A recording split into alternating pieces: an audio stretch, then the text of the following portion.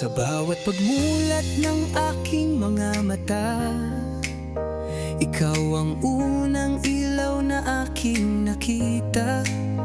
Pagod mong katawan, di mo iniinda, para lang mapawi ang aking pagluha.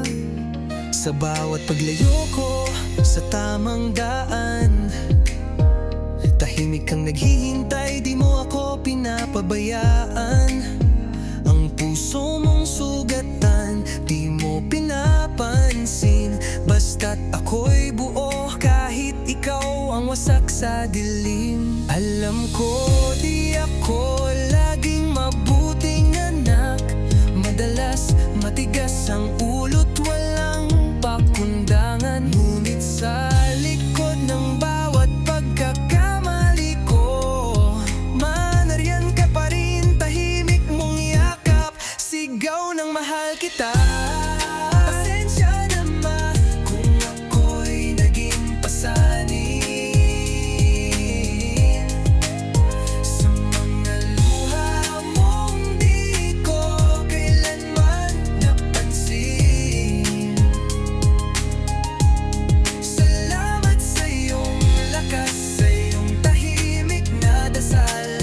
Sa mundong magulo, ikaw ang aking kanlungan. Sa tuwing ako'y may sakit, ikaw ang unang nandyan. Kahit ikaw ay pagod, kahit ikaw ay nahihirapan, hindi mo pa rin kami pinapabayaan. Hindi kita kayang suklian, di sapat ang salita. Ngunit sa puso ko, mama, ikaw ang tunay na dakila. Natuloy na po na ilan, minsan ako'y bulag sa iyong mga sakripisyo. Pinili mong itikom ang bawat pagod at luho. Isinantabi mo ang sarili mong mundo para lang buuin ang pangarap kong hindi buo. Ikaw rin ang nagsilbing liwanag sa mundo kung madilim, at ikaw rin naging lakas ko sa mga araw na sobrang hina ko. Kaya ako'y nagpapasalamat kahit madami na akong nagawang kasalanan. Minahal mo pa rin ako ng buo at tapat. Kung mababalikan ko lang ang kahapon, ni minsan sana'y hindi kita nasaktan at hindi ka na sana nahirapan.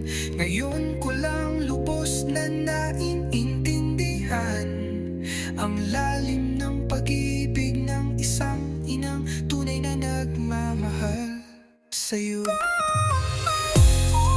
Pasensya na ma sa lahat ng pagkukulang. Salamat sa pagyakap sa aking pagkatao't kasalanan. Hindi man ako perfecto, ngunit buong puso kong dala ang pagmamahal sa'yo, mama. Higit pa sa salita. Salamat.